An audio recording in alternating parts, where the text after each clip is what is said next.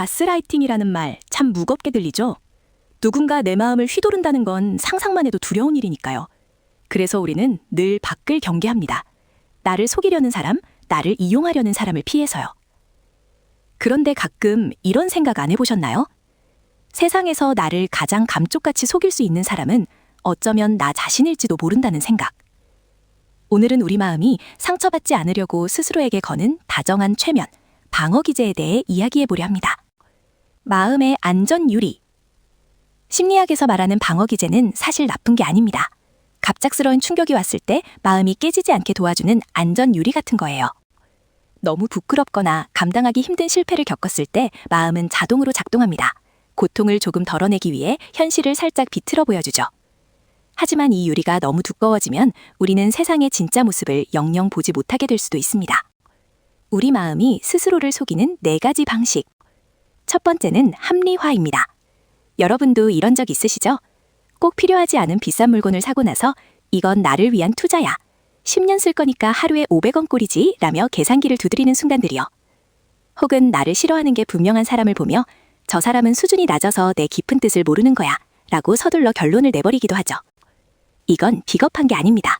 당장의 아픔을 견디기 위해 마음이 부리는 다정한 편집이죠. 하지만 편집된 영상만 보다 보면 정작 내가 고쳐야 할 내 삶의 원본은 영영 놓치게 됩니다. 두 번째는 부정입니다. 관계가 이미 끝났는데도 잠깐 힘든 시기일 뿐이야 라고 믿거나 직장에서 몸과 마음이 다 망가져가는데도 다들 이렇게 사는 거지 라며 버티는 것. 이건 문제가 없는 게 아니라 그 문제를 없다고 믿기로 선택한 상태입니다. 현실은 그대로인데 내 인식의 창만 커튼으로 가려버린 것이죠. 세 번째는 투사입니다. 내 안에 있는 보기 싫은 모습을 남에게 던져버리는 거죠. 내가 사실 그 친구의 성공을 질투하고 있는데 오히려 걔는 왜 그렇게 자기 자랑이 심해? 라며 비난해 본 적 없나요? 혹은 내 마음이 식어갈 때 도리어 연인에게 너 요즘 딴 생각하지? 나한테 소홀해진 것 같아 라며 추궁하기도 하죠. 잠시 멈춰보세요. 남을 향한 날카로운 비난은 사실 인정하기 싫은 내 못난 모습을 남이라는 거울에 비춰보고 있는 외침일지도 모릅니다. 마지막 4번째는 마주하기 힘든 감정으로부터 도망치는 회피입니다. 정말 중요한 일을 앞두고 갑자기 책상을 정리하거나 유튜브 쇼츠를 1시간째 넘기고 있는 내 모습, 혹은 갈등이 무서워 카톡을 읽지 않고 전원을 꺼버리는 행동들이 그렇죠. 그 순간만큼은 평화로울지 모릅니다. 하지만 회피는 문제를 해결하는 게 아니라 나중에 더 큰 이자를 붙여서 마주해야 할 나중에 나에게 떠넘긴 숙제와 같습니다.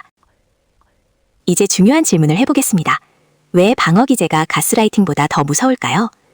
가스라이팅은 상대와 거리를 두면 끝납니다. 하지만 내 안의 방어 기제는 내가 어디를 가든 누구를 만나든 끝까지 따라오기 때문입니다. 무엇보다 무서운 건 내가 나를 속이고 있다는 사실조차 모르게 만든다는 점이죠. 방어 기제는 당장의 통증은 줄여주지만 우리가 더 나은 사람이 될 기회도 조금씩 앗아갑니다. 아프지 않으려고 만든 방패가 너무 무거워져서 정작 앞으로 나아가지 못하게 만드는 셈입니다. 그렇다면 우리는 방어 기제에서 완전히 벗어날 수 있을까요? 사실 그건 불가능합니다. 방어 기제는 없애야 할 적이 아니라 보듬어줘야 할 내 생존 본능이기 때문입니다. 다만 내가 지금 방패 뒤에 숨어 있다는 것만 알아차려도 많은 것이 변합니다. 아, 내가 지금 창피해서 합리화를 하고 있구나. 무서워서 도망치고 있구나. 라고 내 감정의 이름을 다정하게 불러주세요. 진짜 어른이 된다는 건 상처가 없는 상태가 아니라 내 상처와 못난 점을 포장지 없이 마주할 수 있는 상태일 겁니다. 오늘 여러분은 어떤 마음의 옷을 입고 계신가요? 지금까지 방구석 심리술사였습니다.